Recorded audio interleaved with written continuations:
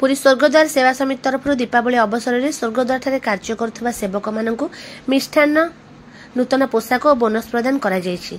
एही कार्यक्रम में मुख्य अतिथि भाव में पुरीर जिलापाल दिव्यज्योति परिडा जोगदे स्वर्गद्वार सेवक मानक दीपावली शुभेच्छा वार्ता देवा सहित स्वर्गद्वार गारिमा स्वच्छता और पवित्रता को अक्षुण्ण रखा समस्ते मिलित भाव में प्रयास करने आवश्यक बोली कहिथिले। अन्यतम अतिथि भाव में स्वर्गद्वार सेवा समिति आवाहक संपादक तथा पुरी उपजिलापाल राजकिशोर जेना और स्वर्गद्वार परिचालना कमिटी सदस्य सिद्धार्थ राय प्रमुख जोगदे सेवक मानक मिष्ठान्न और पोशाक बंटन करथिले। कार्यक्रम को स्वर्गद्वार मुख्य सेवक ब्रजकिशोर साहू समेत सेवा केन्द्र समस्त सेवक परिचालना करथिले। एही अवसर में उत्तम कार्य पर संस्कार सेवक दीनबंधु नायक, विमलमुखी, धीरुआ नायक, अभय नायक, गंगू नायक को स्वतंत्र बोनस प्रदान करा जायथिला। सूचनायोग्य जे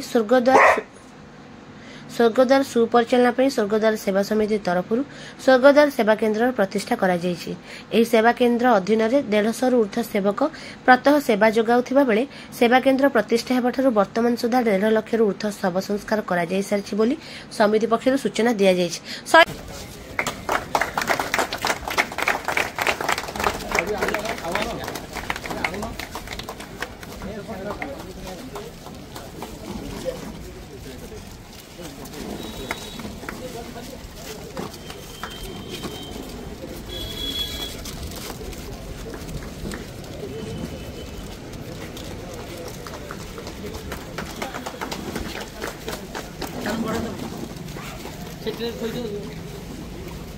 बस समझे से ये करो समझे बस जान ठीक है ध्यान देला बड़ खेव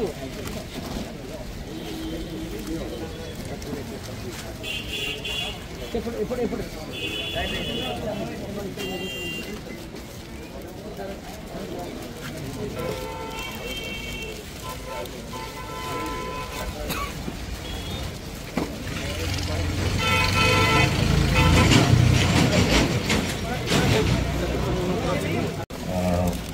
समस्त को दीपावली अनेक अनेक शुभेच्छा।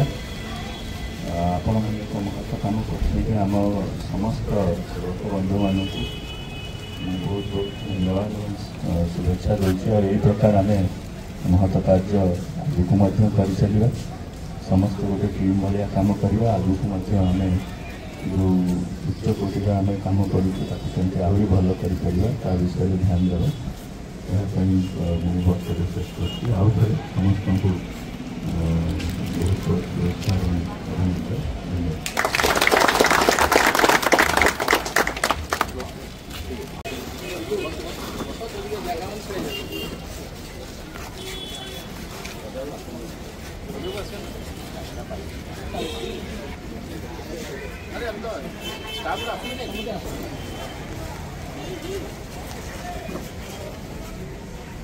Thank you, sir.